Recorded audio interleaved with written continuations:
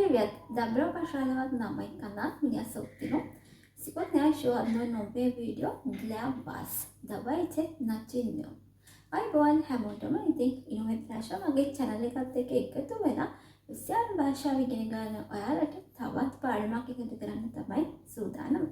ඉතින් අද පාඩමෙන් අපි කතා කරමු ක්‍රියාපද කොටසක් ගැන. ඉතින් ඔයා මේ වෙනකොට රුසියානු භාෂාව ඉගෙන සහ ඉගෙන ගනිමින් ඉන්න කෙනෙක් නම් ඔයා දන්නවා ඇති හෝ නොදන්නවා හෝ වෙන්නේ.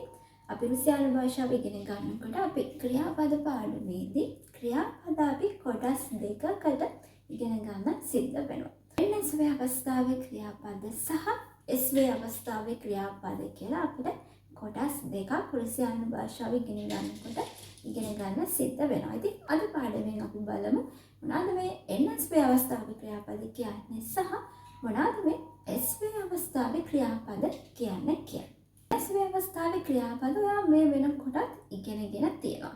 ඒවා දන්නේ නැතුව ඇති ඒක NS වේ අවස්ථාවේ ක්‍රියාපද කියලා. හැබැයි ඔයා මේ වෙනකොට ඉගෙනගෙන තියෙනවා. මගේ කලින් වීඩියෝ බලපු කෙනෙක් නම් අපි කතා කරා කොහොමද ක්‍රියාපදයක් ඉන්ෆිනිටිව් අවස්ථාවේ තියෙන ක්‍රියාපදයක් වර්තමාන කාලයට හරවන්නේ අතීත කාලයට අනාගත කාලයට හරවන්නේ කොහොමද කියන එක අපි මේ වෙනකොට වීඩියෝස් වලින් කතා කරලා ඉවරයි. ඉතින් ඒ ඉගෙනගත්තු කොටස තමයි අපි NS වේ අවස්ථාවේ ක්‍රියාපද කියලා හඳුන්වන්නේ. ඒකට මේ NS වේ කියලා කියන්නේ නිය සවර්ෂණීය වීද් කියන එක තමයි අපි කෙටි කරලා NS වේ කියන එකෙන් කියන්නේ. ඒකට මේ NS වේ අවස්ථාවෙන් අපි කතා කරන්නේ අසම්පූර්ණ ක්‍රියාවක් ගැන. සම්පූර්ණ වෙලා නැති අසම්පූර්ණ ක්‍රියාවක් ගැන තමයි අපි කතා කරන්නේ. ඉතින් මම මේ වෙනකොට රුසියානු භාෂාවේ ක්‍රියාපද NS වේ අවස්ථාවේ ක්‍රියාපද මේ අවස්ථාවේදී මතක් කරගන්න. ඉතින් ඒ පාඩම් ගැන දැනුමක් නැති කෙනෙක්ට ආපහු මතකය අලුත් වෙන දැනුම අලුත් වෙන මම ඒක නැවතත් පොඩක් මතක් කරගෙන යන්න මොනවද මේ අපි ඉගෙන ගත්ත NS වේ අවස්ථාවේ ක්‍රියාපද කියන්නේ කියලා. එතකොට මම ඒකට උදාහරණයක් අරගෙන මෙහෙම පැහැදිලි කරන්නම්. මම ගන්නවා ක්‍රියාපදයක් චිත්තාජ් කියන ක්‍රියාපදය. චිත්තාජ් කියන්නේ කියවනවා කියන තේරුම. එතකොට මේ චිත්තාජ් කියන ක්‍රියාපදය NS වේ අවස්ථාවේ තියෙන ක්‍රියාපදයක්. එතකොට චිත්තාජ් කියන්නේ ඉන්ෆිනිටිව් අවස්ථාවේ තියෙන ක්‍රියාපදයක්. ඒක අපි වර්තමාන කාලයට හරවගෙන බලමු කොහොමද අපි ඒක වර්තමාන කාලයට හරවන්නේ කියලා. එතකොට ඔයාලට මතක ඇති අපි ඉන්ෆිනිටිව් අවස්ථාවේ තියෙන ක්‍රියාපදයක් වර්තමාන කාලයට හරවනකොට අපි ඉගෙන ගත්තා පළවෙනි වර්ගයේ ක්‍රියාපද සහ දෙවෙනි වර්ගයේ ක්‍රියාපද කියලා අපිට කොටස් දෙකකින් අපිට වර්තමාන කාල ක්‍රියාපද හම් වෙනවා කියලා නේ. එතකොට මේ චිත්තාජ් කියන්නේ පළවෙනි වර්ගයේ ක්‍රියාපදයක් යේ වර්ගයේ ක්‍රියාපදයක්. ඉතින් අපි බලමු මේ චිත්තාජ් කියන ක්‍රියාපදය වර්තමාන කාලයට කොහොමද හරවන්නේ කියලා.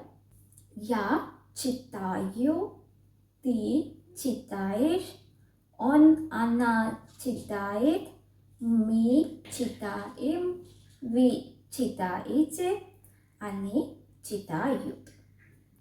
ඊළඟට අපි මේ චිත්තාජ් කියන ක්‍රියාපදය අතීත කාලයට හරවලා බලමු. යා චිත්තාල් යා චිත්තාලා. එතනදී යා කියන කෙනා පිරිමි කෙනෙක් නම් චිත්තාල්, යා කියන කෙනා ගැහැණු කෙනෙක් නම් චිත්තාලා. ති වලදීත් එහෙමයි. ති කියන කෙනා ගැහැණු කෙනෙක් නම් ති චිත්තාලා. ති කියන කෙනා පිරිමි කෙනෙක් නම් ති චිත්තාල්. on චිත්තාල් අනා චිත්තාලා. මේ වි අනි කියන්නේ බහුවචන අවස්ථාව. ඒක නිසා අපි එකතු කරන්නේ චිත්තාලි.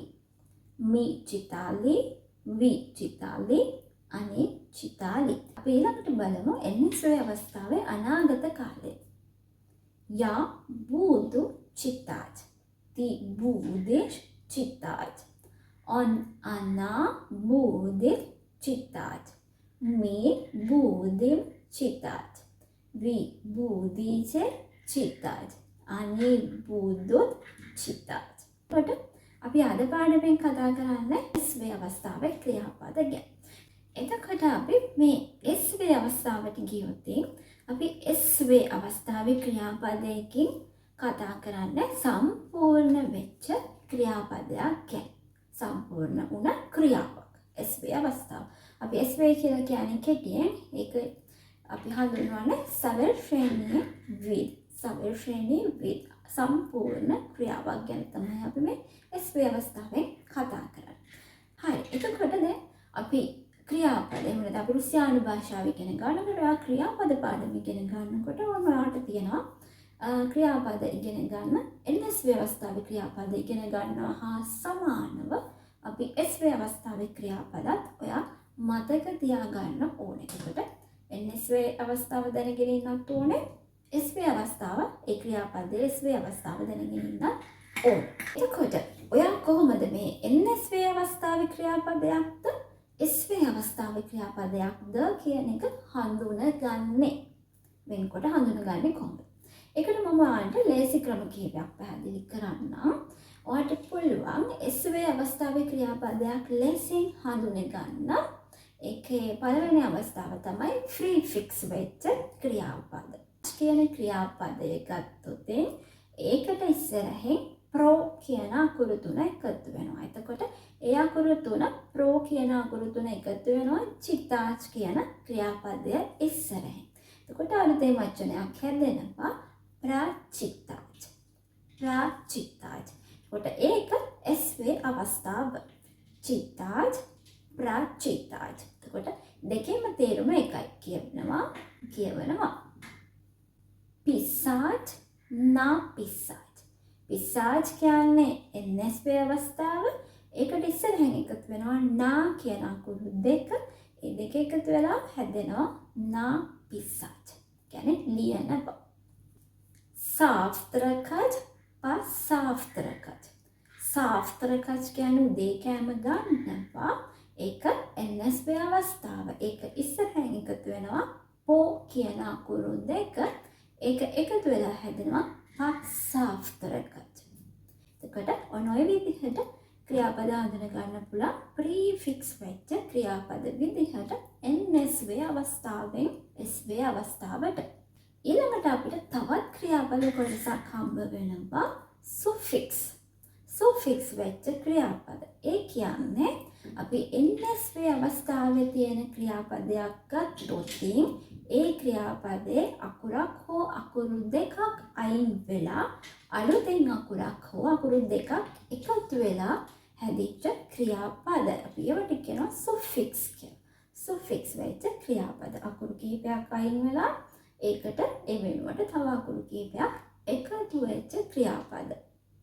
උදාහරණ විදිහට රිෂාජ් රිෂිට්. රිෂාජ් කියන එකේ ආයක අයින් වෙලා SV අවස්ථාවේදී E සවුන්ඩ් එක එකතු වෙලා ඒක හැදෙනවා රිෂිට්. රිෂාජ් රිෂිට්. තීරණය කරනවා. පෆ්තාර්යාජ් පෆ්තාරිට්. පෆ්තාර්යාජ් යා කියන සවුන්ඩ් එක අයින් වෙලා මේකෙදි E සවුන්ඩ් එක එකතු වෙලා පෆ්තාර්යාජ් පෆ්තාරිට්. නැවත කියනවා නැත්නම් රිපීට් කරනවා කියන තේරුම. අත්විචාජ් අත්විචිට්. අත්විචාජ් අත්විචිට්. ඒකෙත් ඒ වගේ. එතකොට අන්න ඒ වගේ ක්‍රියාපද වලට අපි කියන සුෆික්ස් වෙච්ච ක්‍රියාපද. ඊට පස්සේ අපිට තවත් ක්‍රියාපද කොටසක් හඳුන ගන්න පුළුවන්. NSV අවස්ථාවේ තියෙන ක්‍රියාපදයට හාත්පසින්ම වෙනස් ක්‍රියාපදයක් තමයි SV අවස්ථාවට තියෙන්නේ. උඩන්න ඒ අවස්ථාවේදීත් අපිට පුළුවන් NSV SV කියන එක වෙන්කොට හඳුන ගන්න. ගවාරිච් ස්කසාච්. ගවාරිච් කියන්නේ කතා කරනවා. ඒක NSV. ස්කසාච් කියන්නේ කතා කරනවා. නැත්නම් කියනවා කියන තේරුම. ඒක SV අවස්ථාව. ඉතින් ඔය විදිහට ඔයාලට NSV සහ SV අවස්ථාවේ ක්‍රියාපද ලේසියෙන් හඳුන ගන්න පුළුවන්කම තියෙනවා. එතකොට තව දෙයක් ඔයාලා මතක තියාගන්න ඕනේ. අපි NSV අවස්ථාවේ ක්‍රියාපදයක් ඉන්ෆිනිටිව් අවස්ථාවේ තියෙන ක්‍රියාපදයක් අපි වර්තමාන අතීත සහ අනාගත කියන කාල තුනටම හැරෙව්වා. හැබැයි අපිට SV අවස්ථාවට තියෙන්නේ කාල දෙකයි. අපිට SV අවස්ථාවට තියෙන්නේ අතීත කාලයක් සහ අනාගත කාලයක් විතරයි. SV අවස්ථාවට වර්තමාන කාලයක් නෑ. මොකද අපි කතා කරන්නේ සම්පූර්ණ වෙච්ච ක්‍රියාවක් ගැන. අනිවාර්යයෙන්ම සම්පූර්ණ කරයි කියලා කියන ක්‍රියාවක් ගැන තමයි අපි SW අවස්ථාවේදී කතා කරන්නේ. හැබැයි SW අවස්ථාවේ අනාගත කාලය සමානයි වර්තමාන කාලයට. හරි, අපි අද කතා කරන්නේ SW අවස්ථාවේ අතීත කාලය ගැන. ඒකට අපි බලමු මේ SW අවස්ථාවේ ක්‍රියාපදයක් කොහොමද අපි අතීත කාලයට හරවගන්නේ කියලා. ඒකට අපි ගමු ක්‍රියාපදයක්. අපි ගමු ප්‍රාචිතාච් කියන ක්‍රියාපදයම කියවනවා කියන එක. එතකොට හරිය ලේසි. ඔයා NSW අවස්ථාවේ අතීත කාලය දන්නවනම් ඔයාට ඒ විදිහටම තමයි SW අවස්ථාවේ අතීත කාලය හරව ගන්න තියෙන්නේ. එතකොට ප්‍රාචිතාච් කියන එකේදී යා ප්‍රාචිතාල් යා ප්‍රාචිතාලා. ඒකෙදි මම කියන කෙනා ගැහණු කෙනෙක් නම් ප්‍රාචිතාලා. මම කියන කෙනා පිරිමි කෙනෙක් නම් යා ප්‍රාචිතාල්.